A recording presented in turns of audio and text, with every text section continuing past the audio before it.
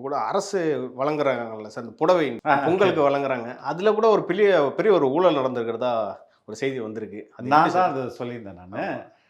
இல்லை, தொடர்ச்சியாக பேசியிருந்தோம். நானும் சவுக்கு ரொம்ப வருஷமாக பேசியிருந்தோம்.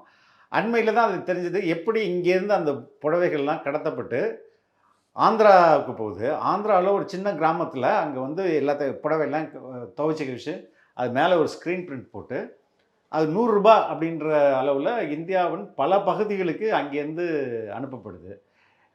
இதுவும் அகெயின் வந்து ஒரு புடவை 2 லட்சக்கணக்கில் புடவை போகுது. அப்போ லட்சக்கணக்கில் புடவை இங்கேருந்து கடத்தப்பட்டு விற்பனை ஆகுதுன்னா அதற்கு பின்னாடி பெரிய அதிகாரிகளும் அமைச்சர்களும் தானே ஈடுபட்டு இருக்க முடியும்.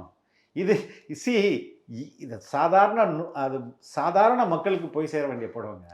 தமிழ்நாடு மக்களோட வரிப்பணம் அவங்களுக்கு அது வரிப்பணம் மட்டும் இல்லை, இது ஒரு பெரிய இண்டஸ்ட்ரியை வாழ வைக்குது. இப்போ கிராமத்தில் உள்ள நெசவாளர்கள், கூட்டுறவு நெசவாளர்கள் இருக்காங்களா, அவங்களுக்கு யார் இன்னைக்கு வந்து ஆர்டர் கொடுக்குறா? யாருமே ஆர்டர் கொடுக்குறது இல்லை. அப்போ கவர்மெண்ட்டு அவங்கள்ட்ட ஆர்டர் கொடுத்து பண்ண சொல்லுது. அப்போ தான் அவங்களுக்கு இப்போ ஒரு 50 லட்சம் புடவை இந்த வருஷம் வேணும் அப்படின்னா அந்த 50 லட்சம் புடவையும் ஒரு தனியார் ஒரு நெசவாளர்கிட்ட கொடுத்தா அவங்களாம் பண்ண முடியாது. அதுக்கு இருக்கிற ஒரு 10-15,000 நெசவாளர் குழுக்கள்கிட்ட கொடுத்து நீங்கள் ஒரு 5,000 கொடுங்க, நீங்கள் ஒரு 10,000 கொடுங்க அப்படின்னு சொல்லிட்டு அந்த பணம் அவங்கள்ட்ட போகும்.